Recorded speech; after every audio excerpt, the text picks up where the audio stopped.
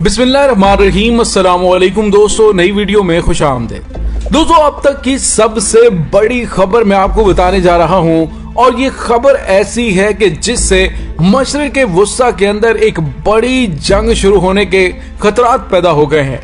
जी हाँ दोस्तों, अमेरिकी फौज की बेस को धमाकों से उड़ा दिया गया। एक ही हफ्ते में दूसरा बड़ा हमला अमेरिकी फौज के लिए इराक में जमीन तंग कर दी गई। दोस्तों, इस वाकये की तफसीलात क्या हैं, वीडियो की तफसील में जाने से पहले आप देख रहे हैं हकीकत की दुनिया डॉक्टर अली के साथ। हमारा चैनल सब्सक्राइब करके घंटी के निशान को दबाना मत भूलिएगा। इस वीडियो को ज्यादा से ज्यादा फेसबुक, व्हाट्सएप और सोशल मीडिया पर शेयर जरूर करें। शेयर और लाइक करने के साथ साथ कमेंट बॉक्स में पाक फौज जिंदाबाद, पाकिस्तान पाइंदाबाद और पाकिस्तान के गुमनाम हीरोज को सलाम का नारा कमेंट जरूर कीजिएगा। दोस्तों, आयतुल्ला सैयद अली खामनाई की जानिब से कहा गया कि इस खित्ते के अंदर शरारतबाजी और बदअमनी की सबसे बड़ी वजह अमेरिका खुद है। दोस्तों, इस वक्त बगदाद में अमेरिकी एयरबेस ऐनुल असद पर बड़े पैमाने पर अमेरिकी फौज मौजूद है। दोस्तों, आयतुल्ला सैयद अली खामनाई की जानिब से कहा गया था कि खित्ते के अंदर बदअमनी की सबसे बड़ी वजह खुद अमेरिका है। और दोस्तों, अमेरिकी फौज ने और ईरान की जानिब से ऐलान किया गया था कि अमेरिकी फौज को खित्ते से निकाल कर ही दम लेंगे। और दोस्तों, इसी सिलसिले में इराक में मौजूद अमेरिकी फौज को निकालने के लिए इराकी पार्लियामेंट की जानिब से बिल भी मंजूर किया गया।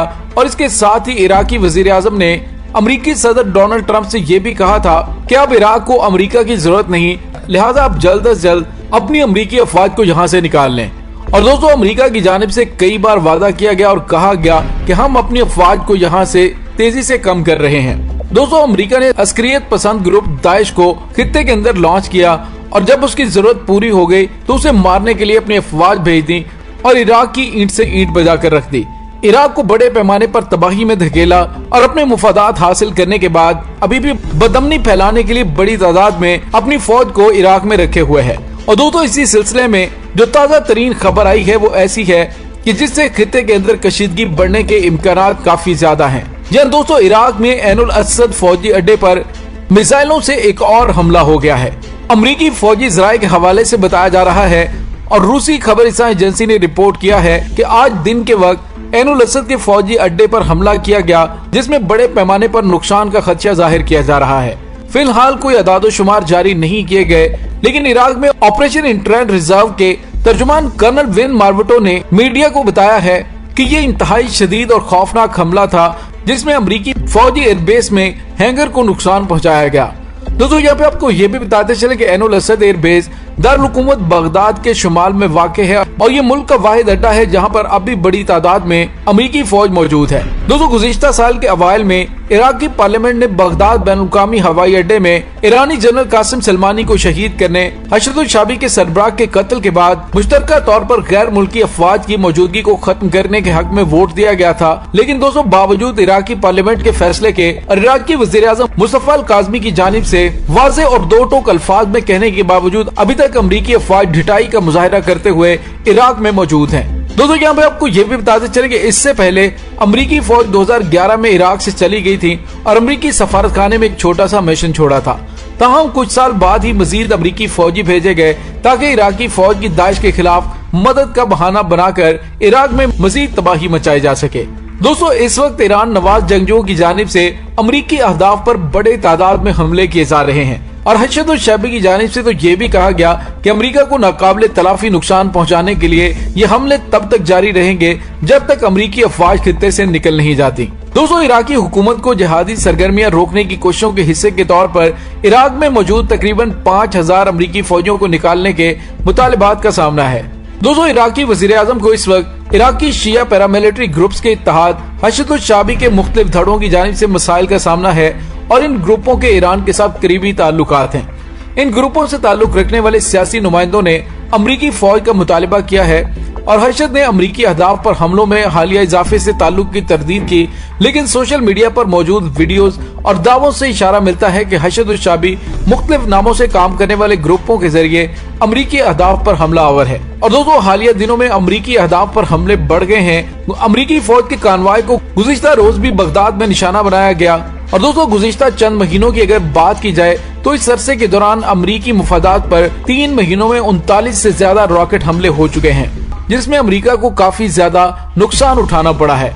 दोस्तों यहाँ पे आपको ये भी बताते चले कि ऐनुल असद के फौजी अड्डे को 2 माह पहले बारूदी ड्रोन्स के जरिए भी निशाना बनाया गया था। लेकिन दोस्तों जिन बारूदी ड्रोनों से अमेरिकी फौज के अड्डों को निशाना बनाया गया था, उन तमाम मिसाइलों और हथियारों को अमेरिका का दिफाई निजाम तबाह करने में मुकम्मल तौर पर नाकाम रहा। और दोस्तों आपने हालिया कुछ अरसे में देखा होगा कि ईरान के बनाए गए जदीद तरीन मिसाइलों और ड्रोन्स को न सिर्फ अमेरिका को सऊदी अरब में धूल चटा चुके हैं, बल्कि इसराइल का आयरन डोम सिस्टम भी ईरानी मिसाइलों के सामने दम तोड़ गया कि जब गजा की जानिब से दागे जाने वाले लोकल मेड मिसाइलों ने इसराइल का तमाम भरम पूरी दुनिया के सामने खोल कर रख दिया। और दोस्तों अब अमेरिकी फौजी अड्डे ऐनुल असद पर हमलों को जवाब बनाकर अमेरिका की जानिब से कहा जाएगा कि अभी दहशतगर्द तंजीमें इराक में मौजूद हैं, लिहाजा हमारा यहाँ पे रहना इंतहाई जरूरी है। और इसके साथ ही मजीद अफवाज को भी खित्ते में उतारा जा सकता है ताकि ईरान के बढ़ते हुए असर और रसूख की वजह से जो हालिया दिनों में इसराइल को इबरतनाक शिकस्त का सामना करना पड़ा है, उससे इसराइल को बचाया जा सके। दोस्तों याद रहे कि जिस तरह से गजा के अंदर इसराइल की जानिब से जालिमाना बमबारी की गई और उसके नतीजे में बेगुनाहों को शहीद किया गया, इस तमाम सूरत हाल को देखते हुए ईरान की जानिब से इसराइल को मुतनब्बे किया गया है कि वो गजा के मजलूम फलस्तीनियों पर जुल्म और सितम बंद कर दे।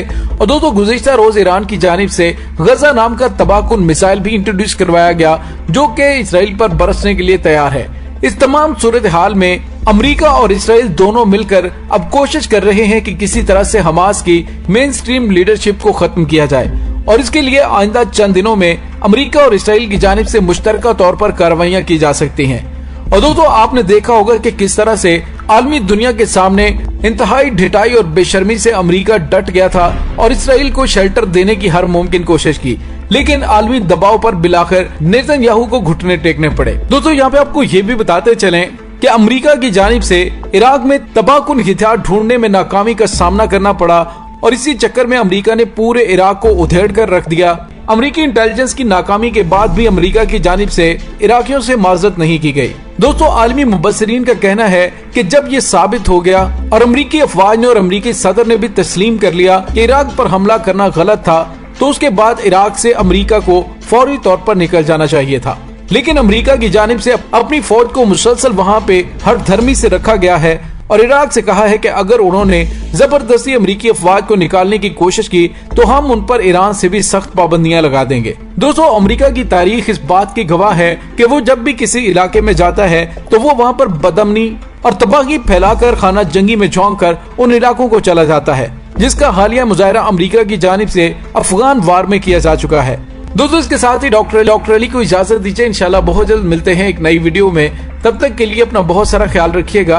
पाक फौज जिंदाबाद, पाकिस्तान पर जिंदाबाद, पाकिस्तान के गुमनाम हीरोज को सलाम। अल्लाह वारिस।